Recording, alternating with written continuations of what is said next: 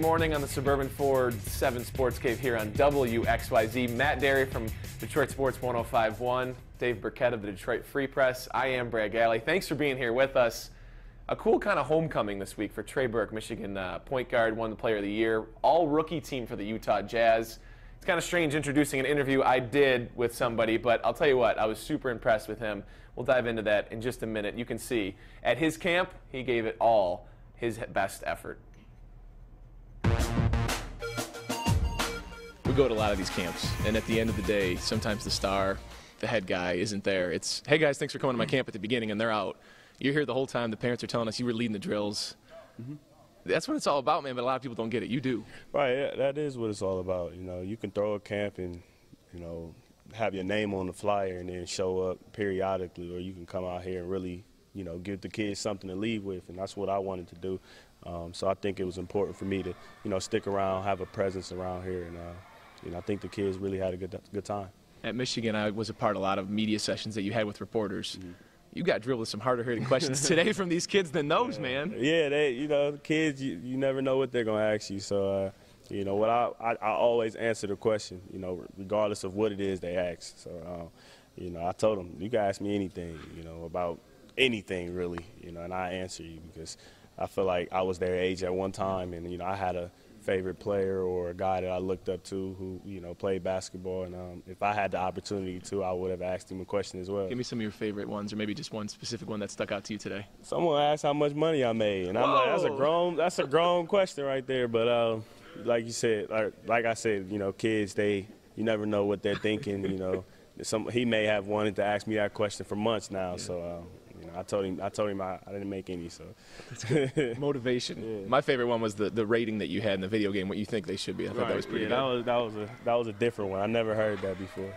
When you go through and you're talking about the kids looking up to people, you had teammates that you played with that got out of Michigan just a year ago that went on and took that next step to go into the draft early. Mitch, Nick Stauskas, you set the bar for them, and they've kind of gone to this next level. You keep in touch and kind of watch and at least see what they're doing from afar. Yeah, from time to time. I know they are busy just as, you know, as much as I am. So when I see them, you know, it's like it's mutual again. We pick up on things, but I try to text them from time to time and stay in touch with them. You know, but they're all doing well. I got the opportunity to see Tim last weekend in USA in Vegas. So, you know, that was good. It's so cool when people hear your name back here in the Utah jersey. That was a big, obviously, ticket seller. Are you aware of the whole fandemonium around this town with the Pistons drafting Kentavious Caldwell-Pope over you and how you would have been the savior? Does that weigh into your mind at all? I mean, I'm sure you're aware of it.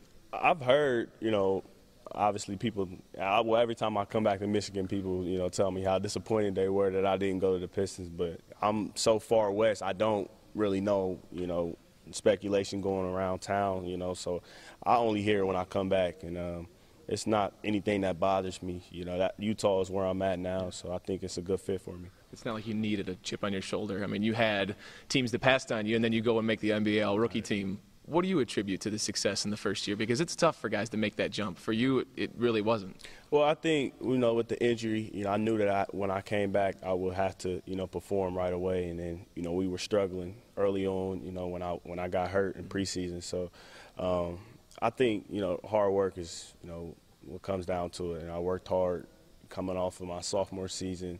You know, I tried to take some time off, but I got back in the gym, got stronger, and I think I was ready to make that jump. Taste of USA basketball, all-rookie team. You make the jump. You do it with success. What's next for Trey Burke?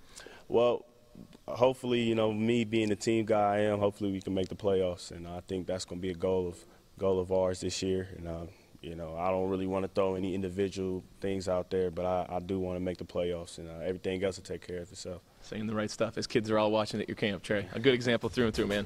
Thanks so much.